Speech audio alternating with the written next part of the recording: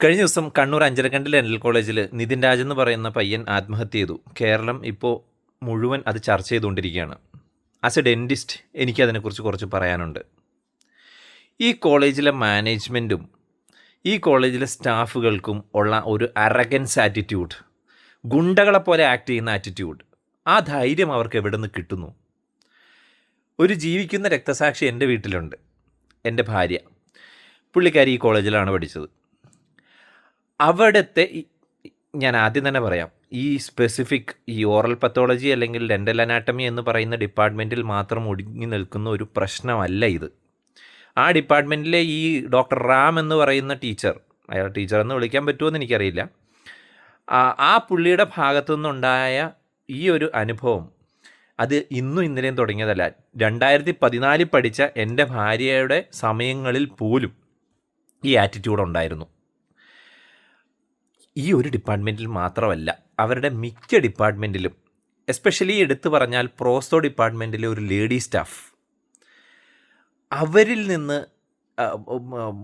അനുഭവപ്പെട്ട കാര്യങ്ങൾ ഭാര്യ പറയുന്നത് കേൾക്കുമ്പോൾ നമുക്ക് തന്നെ പിടിച്ചിട്ടൊരു പൊട്ടിക്കൽ വെച്ച് കൊടുക്കാൻ തോന്നും. അമ്മാതിരിയാണ്, ഞാൻ നിന്നെ തോപ്പിക്കുകയാണ്, ഇനി ധൈര്യമാണ്, ഇനി ജയിച്ച് കാണിക്കുക, ഇങ്ങനെ പറഞ്ഞ് പിള്ളേരെ തോപ്പിക്കുക എന്ന് പറഞ്ഞാൽ അവർക്കൊരു ഹരമാണ്. ഈ KUHAS university, Kerala university of health സയൻസിൽ BDSന് പിള്ളേർ ഒരു സബ്ജക്റ്റിന് തോറ്റ 6 മാസം ബാക്ക് അടിക്കും. ഇതാണ് ഇവന്മാരുടെ ധൈര്യം. പിള്ളേർ അവന്മാരുടെ കാല് പിടിച്ച് എങ്ങനെയും എഴുതാനും പരീക്ഷ എഴുതാനും ജയിക്കാനും നോക്കുമ്പം ഇവന്മാർ ഞാൻ തോപ്പിക്കൂടെ, തിയറി എഴുതി പാസ്സാവുന്ന എത്രമാത്രം പിള്ളേരെ പ്രാക്ടിക്കലിന് തോപ്പിക്കുന്നതെന്നറിയോ? ആ ഒരു അറഗൻസ് ആറ്റിറ്റ്യൂഡ് ഈ കോളേജിലെ, എസ്പെഷ്യലി ഈ കോളേജിൽ, കേരളത്തിലെ കുറേ കുട്ടികളുമായിട്ടും ഡെൻറ്റിസ്റ്റുമാരുമായിട്ടും എനിക്ക് പരിചയമുണ്ടെങ്കിലും ഈ കോളേജിൽ സ്പെസിഫിക്കലി ഈ ഒരു ആറ്റിറ്റ്യൂഡ് ഭയങ്കര കൂടുതലാണ്. കുറേ വർഷങ്ങളായിട്ട് നടക്കുന്ന ഒരു കാര്യമത്. പല നാൾ കള്ളൻ ഒരു നാൾ പിടിയില്ല എന്ന് പറയുന്നത് പോലെ ഇന്ന് ആ പുള്ളി കാരണം ഒരു നിതിൻ രാജ് മരണപ്പെട്ടെങ്കിൽ ഒരുപാട് നിതിൻ രാജുമാർ മുന്നേയും മരണപ്പെട്ടേനെ. അവരുടെ ഒരു മനസ്സിൻ്റെ ശക്തി കൊണ്ട് മാത്രം രക്ഷപ്പെട്ടു വന്ന ഒരുപാട് കുട്ടികൾ ആ കോളേജിൽ പഠിക്കുന്നുണ്ട്. ആ കോളേജിൽ ഒരു അലുമിനിയോട് ചോദിച്ചാൽ, നമുക്ക് സാധാരണ നമ്മളൊരു കോളേജ് പഠിച്ചിറങ്ങുമ്പോൾ ഉണ്ടല്ലോ, ഈ നമ്മളുടെ കോളേജ് ലൈഫിനെ കുറിച്ച് ആലോചിക്കുമ്പോൾ നമുക്ക് ഭയങ്കര സന്തോഷം തോന്നും. പക്ഷേ അഞ്ചരക്കണ്ടി ഡെൻ്റൽ കോളേജിൽ നിന്ന് പഠിച്ചിറങ്ങിയ ഒരു കുട്ടിയോട് ചോദിച്ചു കഴിഞ്ഞാൽ, എൻ്റെ പൊന്നോ ഞാൻ രക്ഷപ്പെട്ട്, ആ തൊലിഞ്ഞ കോളേജിൽ നിന്ന് ഞാൻ ഒന്ന് രക്ഷപ്പെട്ട് പുറത്ത് ചാടിയല്ലോ എന്നേ ആ കുട്ടികൾ പറയൂ. അതല്ലാതെ പറയുന്ന ഒരാളൊന്നല്ല, വളരെ കുറച്ച് ശതമാനം പേരെ ചിലപ്പോൾ കാണുകയുള്ളൂ. അല്ലെങ്കിൽ ഈ കോളേജിലെ അലുമിനിയസിനോടത്ത് ഈ അതോറിറ്റീസ്, ഈ പഠിച്ചിറങ്ങി വന്ന കുട്ടികളോട് ഈ പറയുന്ന സ്പെസിഫിക് അതോറിറ്റീസ് ഒന്ന് സംസാരിച്ച് നോക്കുക. അവിടെ ഉണ്ടായിരിക്കുന്ന അവരുടെ ആറ്റിറ്റ്യൂഡ്, ഗുണ്ടകളെ പോലെയാണ് അവർ ആക്ട് ചെയ്യുന്നത്.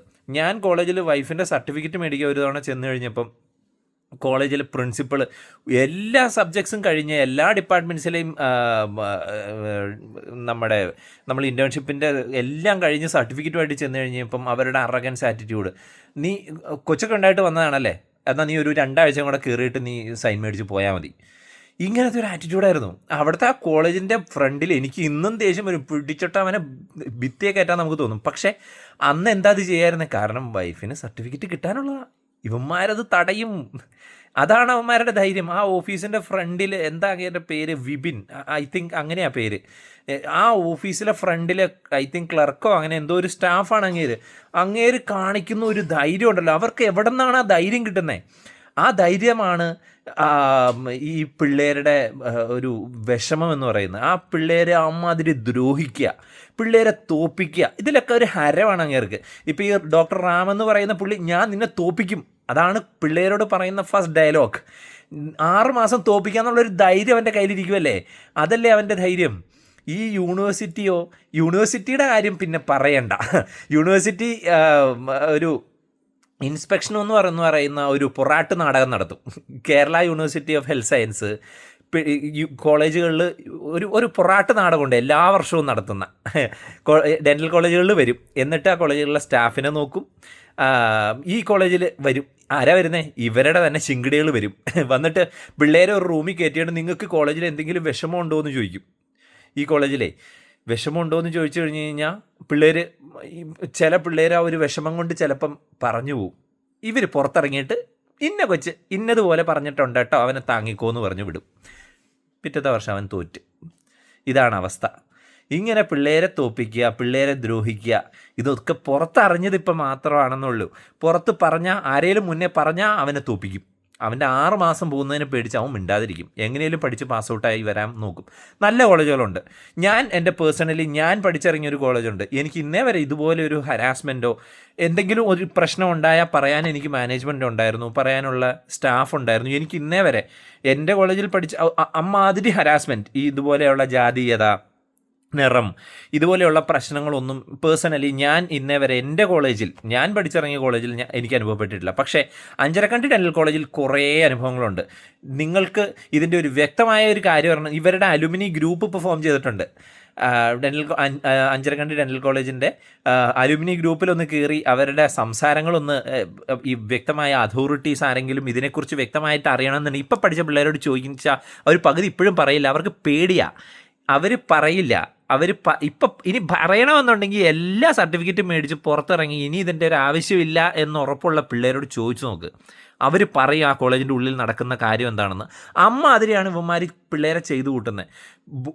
ശാരീരിക അക്രമങ്ങൾ, പെൺപിള്ളേരെ ഹരാസ് ചെയ്യുന്നത്, അതുപോലെ തന്നെ ഈ പിള്ളേരെ തോൽപ്പിക്കുന്നത്, ഇങ്ങനത്തെ കുറേ അനുഭവങ്ങളുണ്ട്. ആരെങ്കിലും ഒരു ബാച്ചിൽ ഒരു കുട്ടി എന്തെങ്കിലും ഒരു സ്റ്റാഫിനോട്, ഒരു ലേഡി സ്റ്റാഫിന് ഒരു മെയിൽ സ്റ്റാഫിൻ്റെ അടുത്ത് ഏതെങ്കിലും ഒരു പെൺകുട്ടി സംസാരിച്ചു, കമ്പനിയായിട്ട് സംസാരിച്ചു, അവർക്ക് ആ ഒരു ഈഗോ അടിച്ചു കഴിഞ്ഞ് കഴിഞ്ഞാൽ തോപ്പിച്ചു.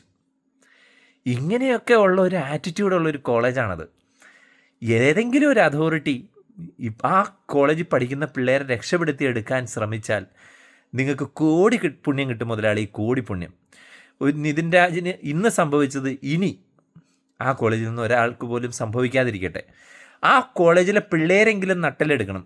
ഇതിൻ്റെ പ്രധാനപ്പെട്ട കാരണം കേരളത്തിലൊരു ഡെൻ്റൽ സ്റ്റുഡൻസ് അസോസിയേഷൻ ഇല്ല എന്നുള്ളത് തന്നെയാണ്. ഒരു MBBS വിദ്യാർത്ഥിയോട് ഈ ക്രൂരത കാണിക്കില്ല, കാരണം അവിടെ വിദ്യാർത്ഥി യൂണിയനുണ്ട്. ഒരു ആയുർവേദ കുട്ടിയോട് കാണിക്കില്ല, കാരണം അവിടെ വിദ്യാർത്ഥി യൂണിയനുണ്ട്. ഒരു നഴ്സിംഗ് വിദ്യാർത്ഥിയോട് കാണിക്കില്ല, നഴ്സിംഗ് വിദ്യാർത്ഥി യൂണിയനുണ്ട്. ആ യൂണിയൻ ഇറങ്ങി നെഞ്ചത്തടിച്ച് ചോദിക്കാനുള്ള ധൈര്യമുണ്ട്. ആ ധൈര്യത്തിന് കേരളത്തിലൊരു ഡെൻ്റൽ സ്റ്റുഡൻസ് അസോസിയേഷൻ ഇല്ല. ഉണ്ട് പേപ്പറിൽ മാത്രം. അത് പുറത്തിറങ്ങണം. പിള്ളേരുടെ പ്രശ്നങ്ങൾക്ക് ചോദിക്കാനുള്ള ധൈര്യം കിട്ടണം. ധൈര്യം കിട്ടണമെന്നുണ്ടെങ്കിൽ ഇപ്പോൾ പുറത്തിറങ്ങി നിൽക്കുന്ന അതോറിറ്റി ആയിട്ട് നിൽക്കുന്ന ആളുകൾക്ക് ആ ധൈര്യം കൊടുക്കാൻ പറ്റൂ. SFI, KSU, ABVP ഇതുപോലെയുള്ള വിദ്യാർത്ഥി സംഘടനകൾക്ക് അവർക്കതിനുള്ള ധൈര്യം കൊടുക്കാൻ പറ്റൂ. കോളേജുകളിലില്ല.